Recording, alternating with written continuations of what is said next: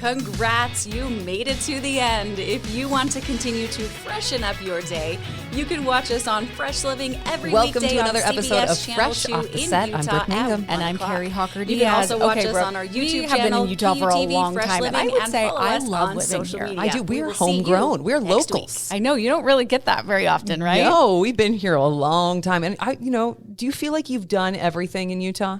You know what? I think I have, but then I'm like, when I hear podcasts or I hear things like CityCast podcasts, and I'm like, oh, there's that.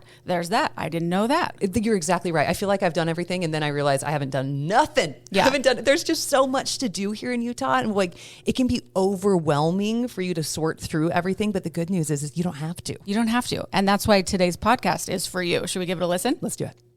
Allie, I am so excited to chat with you. Thank you so much for sitting down with me today. Happy to be here. So can you share with us your journey into podcasting and how you became the host of CityCast Salt Lake? This is so cool. Yeah, okay. So here's how I became the host of CityCast Salt Lake. I filled out a Google form. Someone had sent me like a sort of recruitment form that was going around that CityCast was interested in launching in Salt Lake City. And it was a Google form. Like I recorded filled out a form. I love this. I just love it because I feel like it's so egalitarian, and there's this sense that like media is this like deep, mysterious well, and we're all best friends, and like, you know what I mean? Like, and so I feel like it's fun that I fell into it. And so, yeah, I recorded like some audio samples and pitched some ideas, and it all worked out. And now we're coming up on 3 years making the show. Congrats. Thanks. Filling out a form. That's how it began, ladies and gentlemen. That's how it all begun. That's so cool. Okay, what inspired you to focus on Salt Lake City for your podcast, and what makes, in your opinion, this city so unique? Well, so it's part of our mandate. Like, we're part of a national network of hyper-local news podcasts. And so a couple things. Like, one, that's just our objective, is to focus on Salt Lake City, the experience of being a Salt Laker, what makes up our city, what makes it work, like just answering some of those day-to-day questions that we all have, like why is it so hard to recycle glass? Or like, seriously, you know what I mean? Or like navigating liquor laws, why can't I throw a block party? Why isn't it easy? Yeah. And so there's that piece of it. But I also think and maybe you feel the same because you're also in news media, like I increasingly am exhausted by national stories, national narratives. And especially living in a place like Utah, it feels like the press, national media loves to kind of swoop in and like talk about us. And what they think we are. Like, and so I think as a way to combat the sort of like global and national news fatigue that I personally am feeling, I have found in recent years just focusing on what I can do in my own backyard to be really inspiring and energizing in a way. So I think like we have an opportunity on our block to talk about what's going on with our neighbors, what we can do, and that feels good. And I have found that our listeners also like that, right? It's tangible. Sure, it's relatable. CityCast Salt Lake, you cover like a wide range of topics. Speaking of that, how do you decide which topics and stories to feature? Yeah, I think we have like 3 buckets. So one is like news you can use. Like this is just like, it's useful, it's helpful, right? Like, oh, they're writing a new plan for the Jordan River and there's a survey. Let's talk about it because we can all weigh in. The other is it's important and it's underreported elsewhere. So like, you know, what's happening maybe like on the neighboring Navajo Nation, or like, is there something that's like bubbling up in a neighborhood that's going to become a bigger citywide story soon? And then the third is we think it's fun or cool, right? Like it's kind of the breather bucket. Like we did an episode earlier this year that was the best places to cry in public. In the city. My gosh, that's good, right? Like you would, and the peg for us was that we were getting an H Mart, so it was like crying in H Mart. Like, okay, where else can we cry? And we had this incredible response to it because we've all done it. We've all cried in a parking lot. We've all burst into tears. I think the car is my favorite place. 100%, but where in the car? Like, are you pulling up to Sugar House Pond? I'm just driving like a lunatic, just crying. That's where I get my emotions out. Yeah, you're just the moving blue dot on Google Maps, sobbing. Yeah. That's me too. I like to do it in the car. A good song will get me going. Yeah, exactly. You can pump whatever you're listening to, make it more dramatic, of course. And then I'm always like trying to hide my face as I pull up to the stoplight. I'm like, don't look at me. Go. Okay, go. We're going. Are there any reoccurring themes or issues that you find particularly important or interesting for the residents of Salt Lake City? Yeah, I mean, right now it feels like a big one is just like walkability and like safe streets. We're seeing maddening numbers of fatalities. Like, so we hear that a lot. We get that a lot. Like, I want my streets to be safer. I want to be able to walk places. Yeah. What does that look like? Public transit. I would love to take the bus or the train to work, but I don't feel like it feels easier. Like, how do I get started? That kind of thing. I think another one is just like housing. Thinking about growth, like where do we build housing? Do we build out? Do we build up? Like, do we embrace the skyline? Yeah, like, okay, the Astor Tower is cool, but like, who's going to live there? I'm not a jazz rookie. Like, so there's that. And then I think also like the future, like right now, I mean, downtown, the new Delta Center 2.0, like Salt Lake City becoming Sports Lake City all of a sudden. I feel like that has happened in the past year. NHL coming in. NHL coming in, maybe Major League Baseball, the Bees going out. Like, there's so much at play. So I think it's an exciting time to be a Salt Laker, and a lot of people accept that and want to be a part of that. And I think, like, I get this general sense constantly talking to people on the show and about the show that, like, people really care about this place and they love it and they want to commit to it. And they're like, you know what? I'm scared about the lake, but I'm not leaving. Like, but what do we do? Like, how do we turn our outrage or our frustration into action? And I think that's where, like, we're trying to figure out how to connect those dots without being like activist-y, right? Like, we stick to facts, but we need to like also help people get connected with action items. Yeah. I think that speaks loudly about our community. Is we really, first of all, we care. We want to make a difference and we want to help, but then we also need to do something about it and take those initiatives to take those first steps to make change. Can you share a memorable story or episode that resonated like really deeply with you, that you like keep thinking about, or that your audience really responded to? Yeah. My favorite episode we've ever done to this day was a show that we did in our first year, and it was an interview with Princess Kennedy, who, if you know, is like, she is kind of a fixture in Salt Lake. Like, she's part party girl, part activist, part like icon, and she's trans, and she has hosted like the official Pride block party every year. I won't say where. And one year, a couple of years ago now, she basically said, I'm done. I'm not hosting this party anymore. I'm kind of getting out. And she agreed to talk to me about her experience and why she was no longer going to host this Pride block party. And the reason was really that she felt like Pride in Salt Lake had become more about the party and the corporate sponsorships and all of that, and less about the true intention of Pride. And The people. Yeah, the people. And she was like, gosh, I'm like, I host this block party and there are people coming to my block party and I can tell that they're like not comfortable with my identity. And I'm like, this is my Pride party. Like, you leave, right? And she was just so honest. And like, I felt like the fact that she trusted me to tell that story, I was like, oh, like, we've got something here with this show. Like, you know, we've already engendered some trust. And so, yeah, that was like a really kind of a profound interview. And I think to this day, like every June, I think about it. Like, we need a reset. Our Pride needs a reset. I need to listen to that one. Yeah. Very engaging, I'm sure. And speaking of that, how do you engage with Salt Lake City and our community to gather stories and input? Do you hear from people saying like, you know what, you should do a story on this, you should do this? Oh, yeah. Yeah. It's funny because the number one thing that people will approach me about is like profiles. Like, it's like, oh, my friend is doing this cool thing or whatever. And I'm like, if we did that story, you wouldn't listen to it. Like, we find that people don't like as much when we do profile-y stuff. They really like when we talk more about news or issues or like big ideas. I will say, like, I spend a lot of time on like Instagram, TikTok, Twitter, like kind of just scoping to see what people are talking about and what they're interested in. The more time we spend doing the show, more people reach out to me, which is nice. So, you know, you start to get like tips and ideas. And I think the biggest thing is just like being out and about. Like last year I had a New Year's resolution to have at least one drink at every bar in Salt Lake County. Nice. And I did it. I visited all 216 in the end bars in 365 days. But it's like, oh my God, I got so many ideas, like sitting in a bar in, Harriman, talking to someone who's like, you know what I'm really worked up about. And this year I'm visiting every park. So I'm talking to like a lot of people in parks. And I think it's just kind of hitting the pavement, honestly. Just getting out there Yeah. and experiencing new things, which can lead to other things. Totally. That's cool.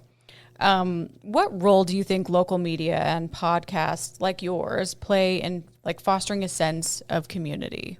Yeah, I love this question because I'm like really obsessed with I'm sure like the CDC recently declared loneliness an epidemic. Yeah.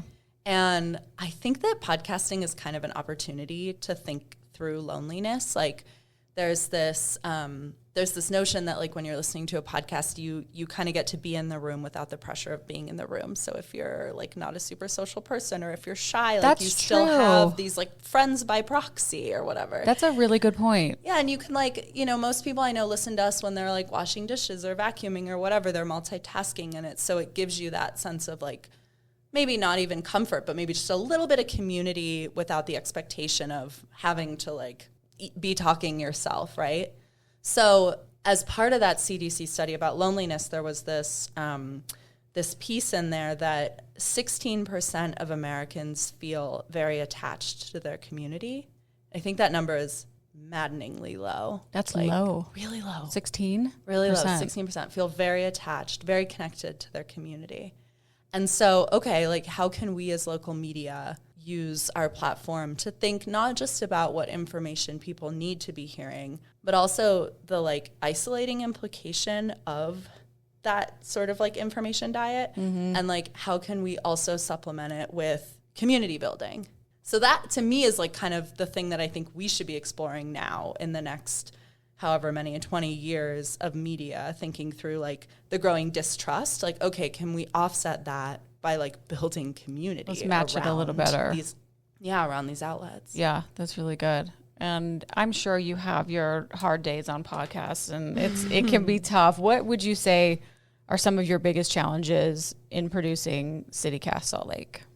Gosh, I think one of them is just like the sheer amount of content. So we make a daily show 5 days a week. That's around 20 minutes. Oh, you're daily. Okay. Publishes at 6 a.m. Wow. And then we make a daily newsletter that goes out at 6 a.m. 5 days a week. And we're a team of 4. Wow. Yeah, 4. We're an all-women team, which is unusual in newsrooms. Woo woo. And so it's just like the content production side is so big that we have to be really quick with how we communicate and how ideas get through. And I think that can be really fun because it's like we don't have time to run things up the chain. Like we got to make decisions fast. No time. No. But it can be challenging. Like we have our days where it's like, man, we got to make a show for tomorrow. Like what's it going to be? So there you go. Yeah. On the flip side, what is the most rewarding about what you do? I think it's like just the moments where we put out an episode and we can see like that it's connected dots for people, or like here's a good example. We talked to someone last year on 801 Day, August 1st, which we like deeply believe should be a state holiday. Oh my gosh, 801 Day. Right? Yes, absolutely. And we're actually having a party this year for 801 Day. But so we talked to someone and this guy I was chatting with was like, God, all I want is to be able to like repaint the lines at the Sugar House Park basketball court. Like he was like, I've been like trying for years to get in touch with someone, but it's like not the city, it's the Sugar House Park Authority, and like, it's a bureaucratic nightmare, but like I'll do it. I will go down there with this can of spray paint, but like we just need new lines. And the day after our show published, he reached out and was like, someone from the Sugar House Park Authority was listening to the show and they like reached out to me and we're painting the basketball. And I'm like, if we do nothing else this week, that's what it's about. Paint the basketball court. Like, yes, let's ride. That's what it's about. Making a difference, actually, affecting our community and making it better. Are there any upcoming episodes or projects that you are like really excited about? Yeah, I mean, 801 Day is going to be really fun this year. We're having a party at Second Summit Cider, which everyone is invited to. It's totally free. So that will be August 1st, which is a Thursday this year.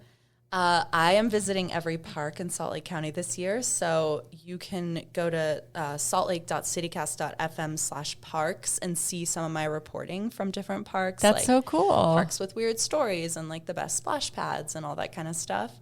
And yeah, I mean, I'm going to be really interested in our Olympics coverage because full disclosure, I am an Olympics Grinch. I don't think Salt Lake City should host the Olympics. Okay. This is my most, I would say, unpopular That's Salt Lake okay. opinion. You're entitled to your opinion. Absolutely. I'm sure there are a lot of people that agree with you. But I'm just kind of like, I don't know, like we don't even have public bathrooms. Like where are all these people going to pee? But so I think like as we get this announcement in July, I'm almost certain SLC is going to get the games. Like I think our coverage will be fun because we have that different perspective and like it's like, okay, win us over. Like, you know, why should we spend all this money? Yeah. So I'm looking forward to that. I think it's going to be fun. It's always fun to like talk to people you don't agree with. Sure. And share your opinions. Yeah. Okay, as a resident of Salt Lake City, what are some of your favorite places or activities in the city? Let's maybe name like two. Yeah, okay. I'll tell you my favorite restaurant and bar is The Pearl. I think the food there cannot be beat. They do half-off wings on Wednesdays. Where is The Pearl? The Pearl is in the Central 9th neighborhood, which is like so hot right now. Yeah. And so I love that you can take the tracks there. Petition to include it in the free zone. It's currently not, but if the right person's listening, can we do that? But the Pearl it's technically a bar, so you can't bring your kids, but it's also, I think, like the best restaurant in the city. It's Vietnamese food. Ooh, I love it. Crispy, like wings. They have a great banh mi. On Sundays, they do pho, and they only make, I think it's 60 bowls of pho. And so you got to line get up it. for it. Okay, The Pearl. Yeah, it's a great ambiance inside. Love that place. Okay. And then I would say like my favorite Salt Lake weird haunt, like where I always bring people who visit from out of town, is Gilgal Gardens to see the Joseph Smith like Sphinx statue. I think it's like such a unique, only in Salt Lake City manifestation of someone's like love of faith and art. And it's so strange, but beautiful and sweet. If people haven't heard of that or haven't been, where is it? Yeah. So half the fun is getting there. It's kind of, think like over past Trader Joe's in that neighborhood between like the downtown Trader Joe's and the U, like kind of like there. Okay. And it's technically the backyard of a house, so you're gonna have to kind of go in the gates. But I'm not sure what the street is. But if you Google Gilgal, Gilgal, Gilgal Gardens, okay, you'll see it. Amazing. Yeah. Ooh, these hidden gems. I love it. Mm-hmm. I love it. Okay. Allie, how do you balance your personal life with the demands of hosting and producing a daily podcast when you only have 4 people on your team? I know.